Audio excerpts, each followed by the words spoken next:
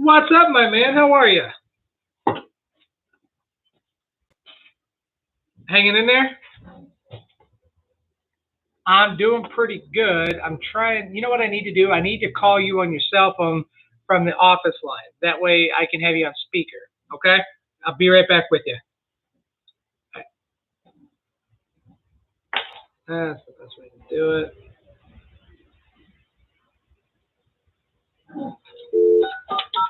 640-0501.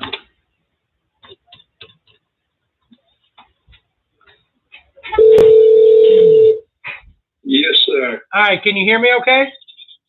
I can hear you just fine. Perfect. Okay. So I pulled all your calls. We had a pretty good call day on Wednesday, and then Thursday, I think you got up to, 66. So you go ahead. I wanted to have my day planned where I could make a good chunk of calls yesterday evening. And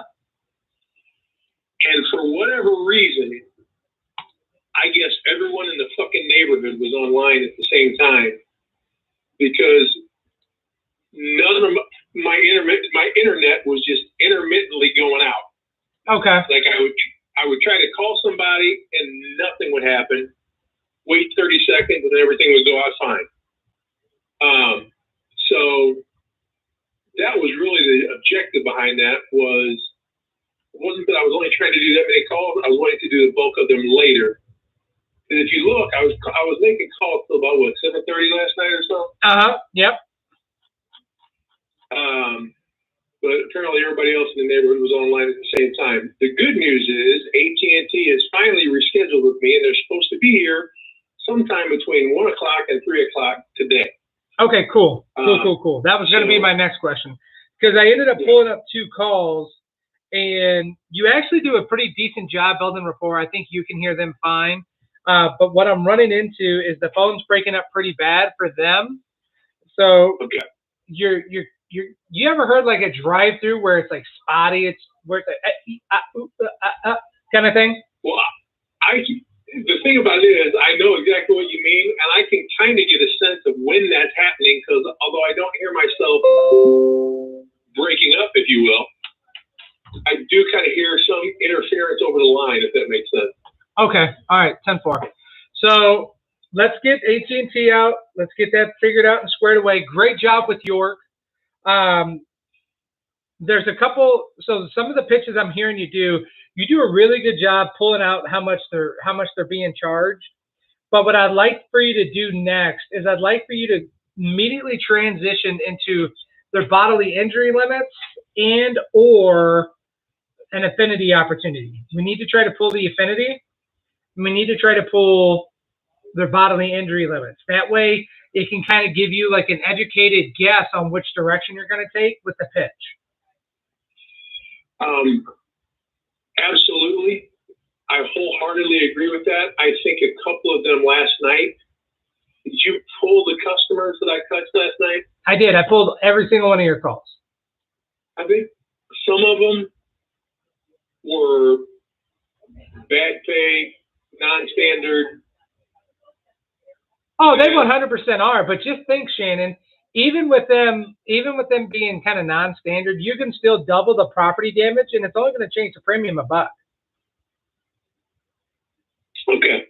So always take a value-based selling approach, but be cognizant that this might be one of those customers where you're going to have to, be very price heavy.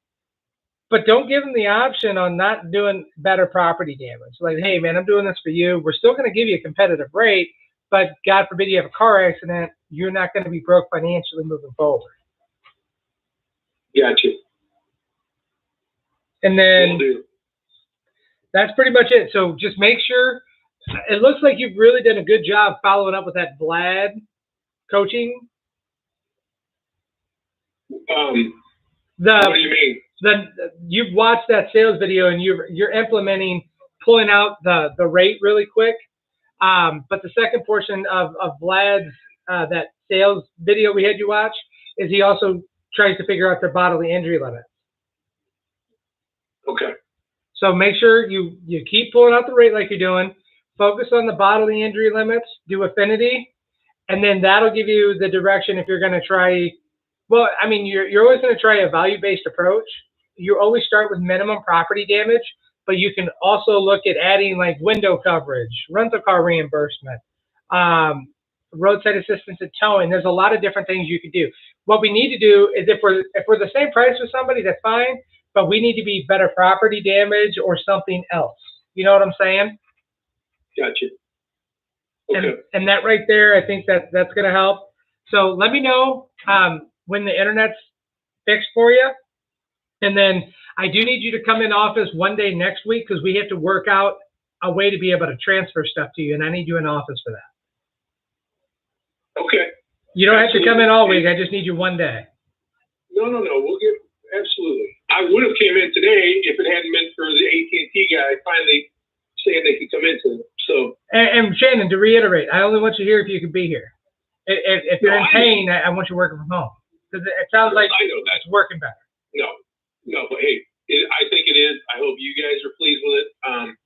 No, and I know that you don't want me to be hurt, so I know that completely. Don't give that a second thought. Okay, cool beans.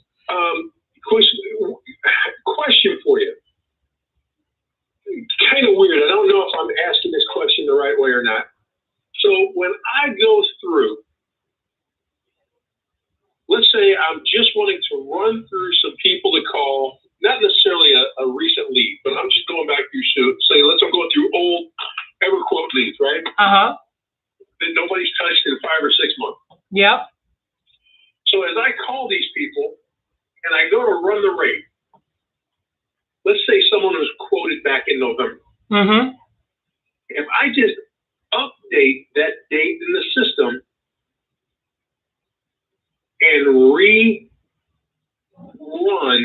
the existing rate, does that make sense? Yep. Rerun the existing quote. Is that the same as running a new quote? Would it give the same number? Or am I bypassing? It's not going to repull. It's not going to repull their segmentation, Shannon. It's gonna pull their current segmentation. So people that are non-standard or standard, you might want to do it. But people that are preferred, it'll just give you the newest rate. Okay, the reason I'm asking is I pulled one last night. It just kind of caught my attention. I wanted to make sure I wasn't unintentionally sidestepping something. When I pulled someone, it showed. Actually, there's 2 instances. One, I just pulled up the existing quote, adjusted the dates, and reran it. Okay? And the rate changed, I presume. The rate change was what caught my attention was up at the top under the current carrier. It showed that they were expired, but it did not kick me to Bristol. Yeah, so you gotta, what you gotta do in that scenario is you gotta change the effective dates at the top where it shows that their current place is now expired. You gotta change that out. And then you got to hit current carrier to make sure they're still insured. So that's what I really wanted to ask, because in that particular one, it showed they did not have coverage, but I pulled a fresh quote and showed they did. And then I pulled another one that showed they had coverage, pulled a fresh quote, and they didn't have coverage. So I was just wondering if I was kind of forcing a glitch in it by refreshing just the dates and not pulling a fresh quote. Does that make sense what I'm trying to say? Yeah, so you was concerned that, you might have had a situation where the system's bypassing going to Bristol when it should be pushing it to Bristol. No, that's not the case. It's just not doing a hard hit on the insurance on the current carrier until you hit verify. Okay. Gotcha. Make sense? Yes. So then in that situation, since I'm not verifying them when I'm getting a hold of these people, just quoting them, should I start verifying them as I'm quoting them, or not unless they're interested? Okay. Gotcha. So you're going to go ahead and pitch that rate. If it's a good rate, pitch it, and then just verify, have you had any tickets or accidents? Nope. All right, I'm going to go ahead and run your MVR. You run MVR, then it's going to pull their current carrier. It should hit. Okay. All right, buddy. Cool beans? Cool beans. Anything else? No. Just keep up with your call volume. You're doing a really good job calling in the evening. I like to see that. That's what I got for you right now. Okay. All right, buddy. All right, pal. Talk to you later. You got it. Bye-bye. Bye.